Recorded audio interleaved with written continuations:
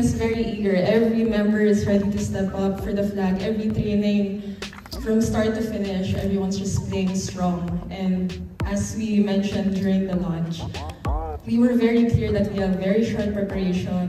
So if there are any adjustments that need to be made, everyone has to speak up. So dito, we don't see seniors and young players. Everyone is on equal level.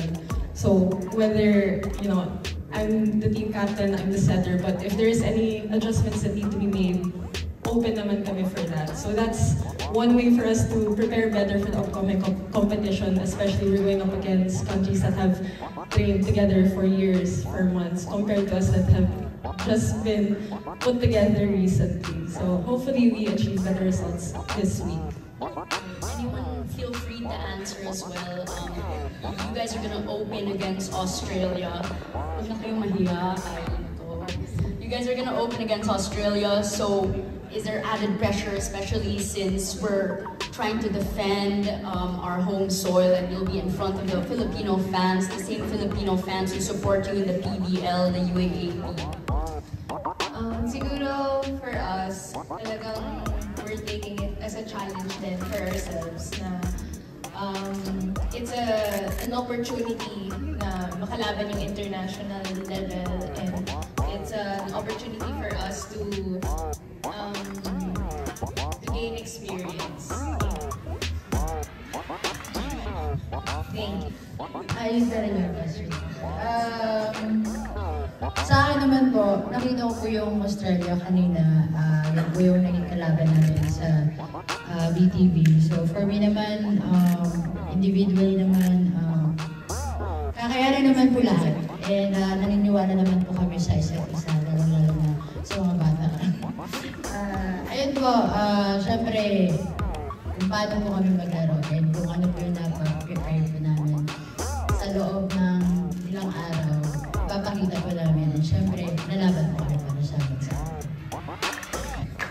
And lahat po natin sinabi ng Ate Cici, lahat naman po kasi nagsisimula sa training. So, sa training, ni-isa-isa po namin at pinagtsatsagaan po talaga namin na makuha yung gelling sa time na nabigay sa amin. So, ayun, as much as possible po, minamaximize talaga namin as a team. So, ayun. Going against Australia was a big experience for us. Parang starting this ABC Challenge Cup, parang yung pagiging competitive namin, magiging challenge kami. But we're very happy na it's a new experience for us to start naman. And gaya nga po namin, kahit ilang days pa lang kami naghahanda, parang ando na kami, parang meron kaming binibigay na to us na parang maging ready kami.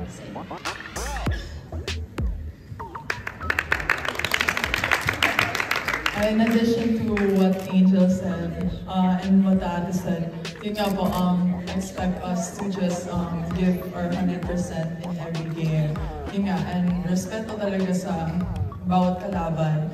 And very exciting kasi as a first-timer, exciting siya kasi since kasama namin yung mga atas namin, and yeah, bibigyan na namin yung best in every game.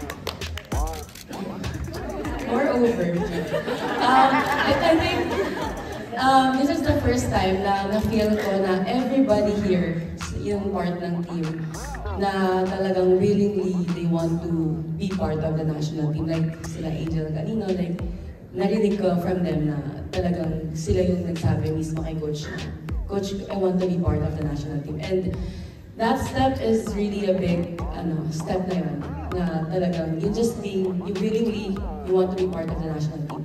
Yun yung talagang gusto and magandang pakita sa mga bata.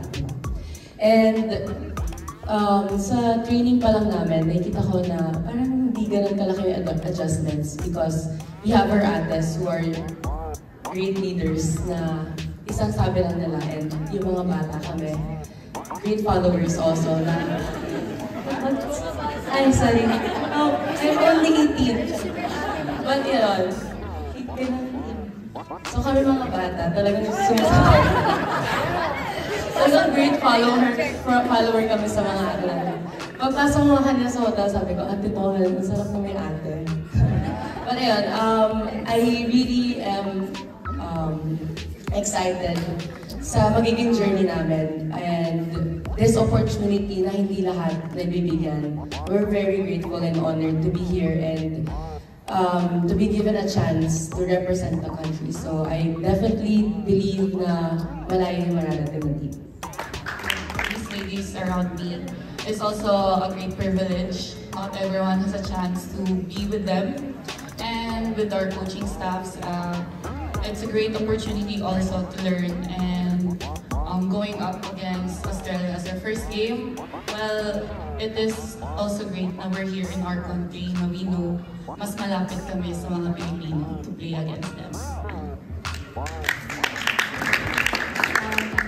For me, I think every game we play, there's always going to be pressure, regardless if it's in our home court, in another country, the BBL, or Europe, because it's something really put value in.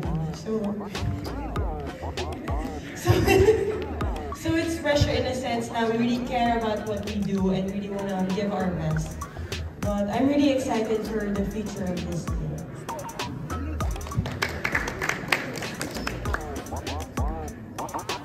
Ako po, thankful lang ako lahat talaga sa mga ates namin.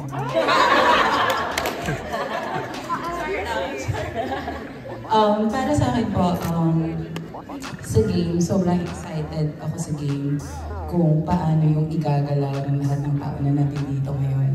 And ang pinaka-happy ako is yung sa line-up and yung samahan namin sa training pa lang nakikita namin kung paano kami mag-communicate, alam mo yung players to players, kung paano namin kagustong ilaban yung games na mga darating. And I think maganda yung kakalabasan.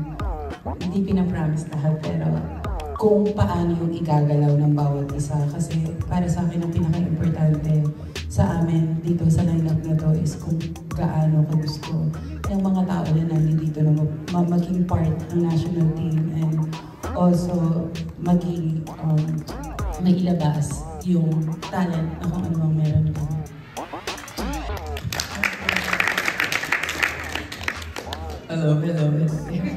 Hello everyone. Para sa akin is thankful ako ulit sa coaches lahat. I feel that we're all just really excited for this upcoming tournament. For most of us, it has been a long time dream to be called for the national team, and it's personally been my long time dream also. So I'm very honored to be part of this lineup. And again, with the upcoming tournament, with the upcoming matches, I would say that there is no pressure for everyone, no expectations. Again, we've been given limited preparations for this, but we're doing our best. And I feel everyone's effort, especially mga ates and yung mga kasama ko, we really are eager to be playing for the upcoming tournament. And like what Ate Gia said, moving forward, I think doon pa lang din talaga magsisimula what this team can accomplish and achieve for the future.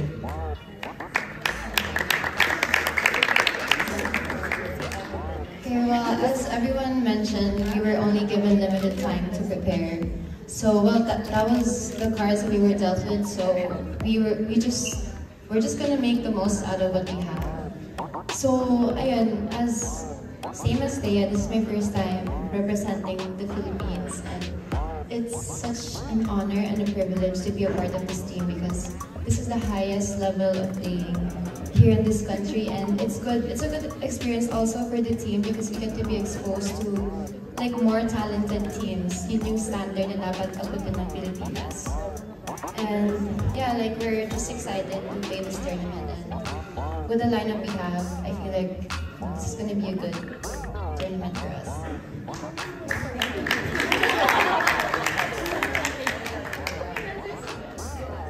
For me po, it's honored lang po talaga ako kasi inuha po ulit ako ni Coach Jorge for ABC, and sobrang thankful po ako sa mga ates po na nandyan lagi sa amin na nag-guide po and pinupush po kami na kayanin po namin every training po, and